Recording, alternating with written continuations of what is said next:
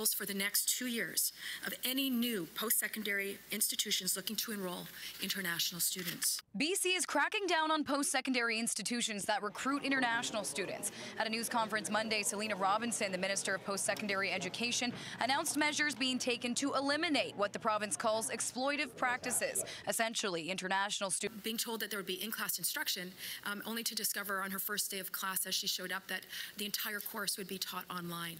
And she couldn't understand why she had spent all that money for an online program. Aside from pressing pause on new institutions trying to recruit international students for 2 years, there will also be more inspections from the province, higher assessment criteria for degree quality, and a demonstrated labor market need for graduates. 2024 में federal government ने बहुत सारी strictness, बहुत सारे restriction लगाए और international students पे काफ़ी कैपिंग करी गई है। ये तो आपको मालूम होगा कि 2024 में सिर्फ 3,60,000 बच्चों को स्टडी परमिट मिलेगा, जो 35% लेस है एज़ कम्पेयर टू 2023।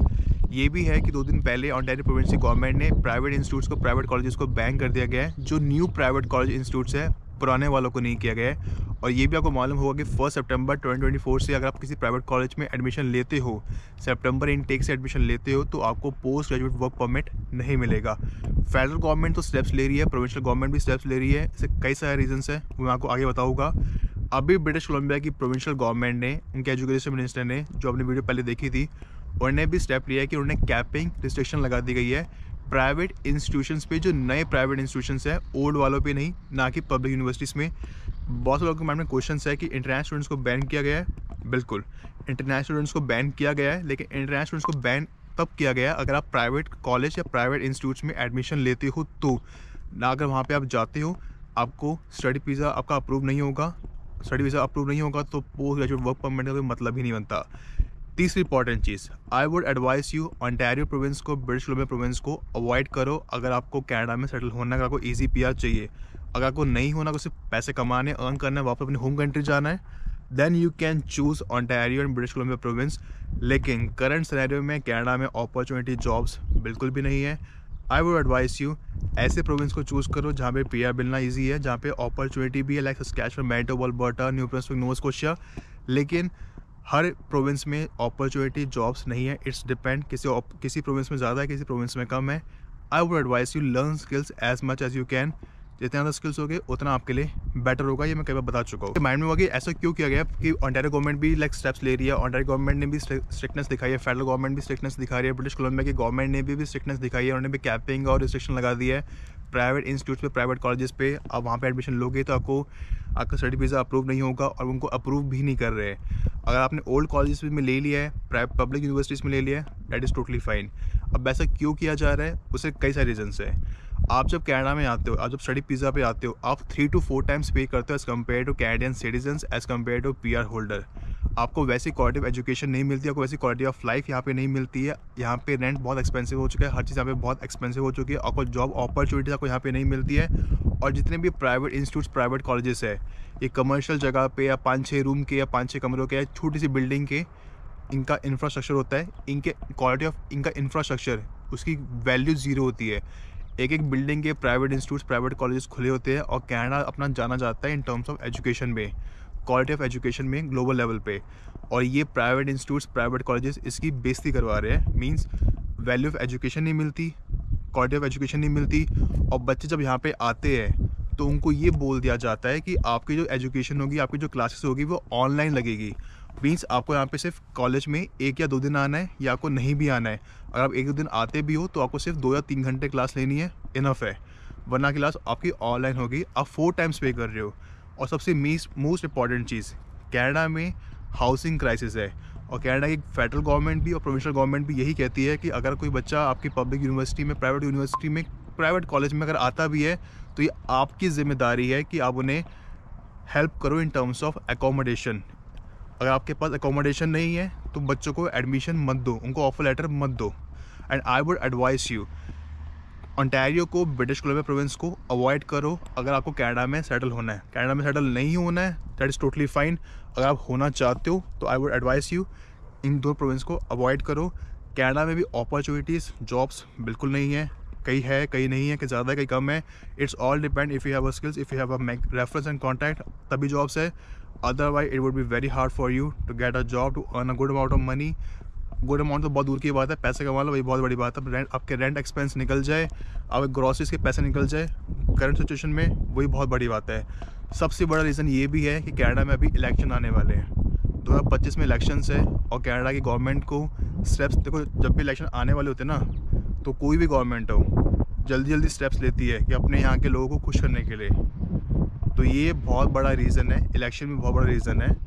जब ब्रिटिश कोलंबिया में जो स्टेप लिया गया है, जो ओंटारियो प्रोविंशियल गवर्नमेंट ने जो स्टेप लिया है, इवन जो फेडरल गवर्नमेंट जो स्टेप ले रही है in terms of spouse visa, LMI के रिगार्डिंग, और अभी करंट सिचुएशन में IRCC के पास 2.2 मिलियन बैकलॉग्स है, पेंडिंग फाइल्स है in terms of work permit, open work permit, spouse visa, post graduate work permit, LMI related jobs, business visa के regarding, tourist visa के regarding. तो बहुत सारे इशू चल रहे हैं अभी, और करंट सिनेरियो में हालत बहुत ख़राब है seriously. If you are planning, if you are coming, I would advise you research, कहाँ जा रहे हो, क्या कर रहे हो, वहाँ पे अपॉर्चुनिटी है या नहीं है, आपका वहाँ पे जाना का फ़ायदा होगा या नहीं होगा। जब किसी भी वीज़ा पे आ रहे हो, चाहे LMI पे हो या स्पाउस वीज़ा पे हो, ओपन वर्क परमिट पे हो या स्टडी वीज़ा पे हो, स्टडी वीज़ा पे आई वुड एडवाइस यू 4 गुना पे करके आते हो।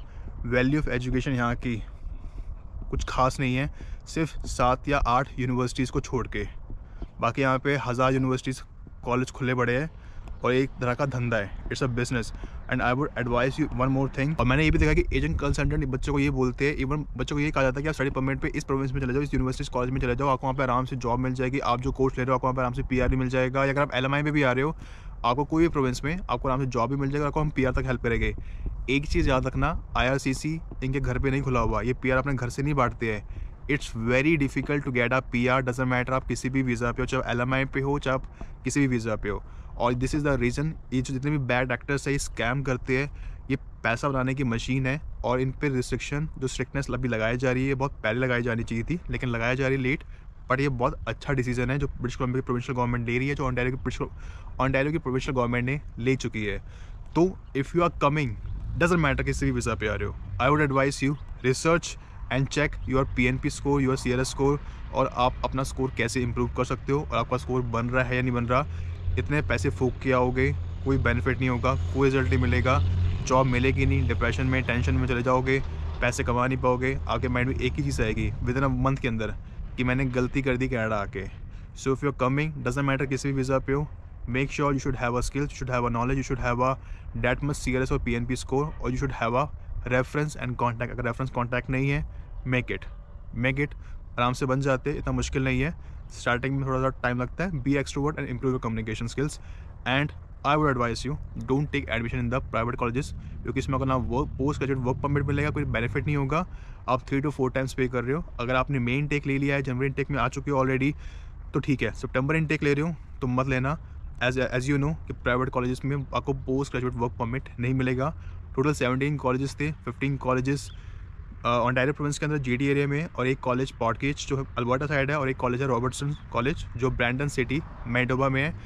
एंड दिस इज़ द जो स्टेप अभी ब्रिटिश कोलंबिया गवर्नमेंट ने जो लिया है, this is the very vital step, और बहुत हेल्प करेगा इन टर्म्स ऑफ स्कैम्स के रिगार्डिंग।